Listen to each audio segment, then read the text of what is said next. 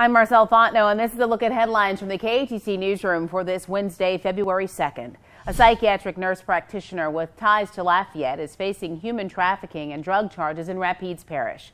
Mark DeCluet was arrested after a 3-month investigation.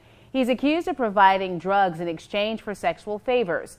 DeCluet has practiced in Lafayette. Agents in Rapides Parish believe there could be more victims. Jeanneret police are looking for this man. Tyrese Jones is a person of interest in connection with the homicide that happened in October of last year.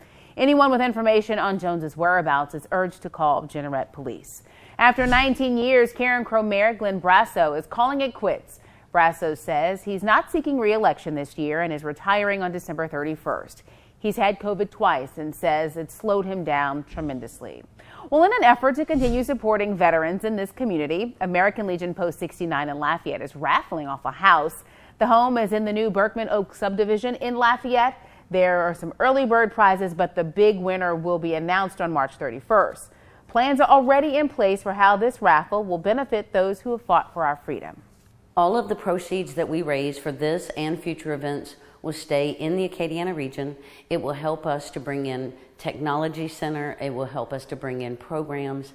It will help us to have the resources, especially in the event of a disaster, so that we could have disaster resources for the public, not just for veterans. And turning now to weather, Rob, short sleeves today, but a big coat as of tomorrow, yeah, right? Big change on the way. Strong front, and maybe a strong enough front to generate a couple of isolated severe storms. Acadiana on eastward hatched in for a marginal risk of an isolated severe storm, but it looks like the main issue is going to be the cold weather that's going to follow. It looks like showers and storms really will get cooking out ahead of the front once it passes through Acadiana, but rain and some embedded thunder to the north, and then a big winter storm. Ice and snow to our north and west, but none of that here. We're just going to see showers and thunderstorms in the morning, midday hours, then maybe a little bit of a break, and then another round of rain moving across the area. As we get closer to Friday morning, I think we're not going to quite make the freezing mark, so we're not expecting any winter precipitation per se. It's going to be a little bit too warm aloft and not expecting anything that would impact Acadiana locally. It's all going to be a state away for us, either Arkansas, Texas, and certainly into Oklahoma.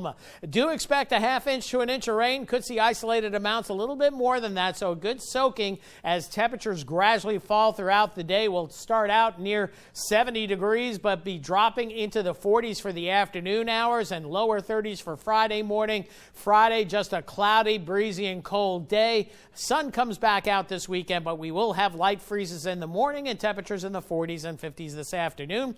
And look at this, a pretty quiet weather pattern, but a cool one going into next week. That's it for weather and news for right now. Stay with KATC, KATC.com, and social media for the very latest.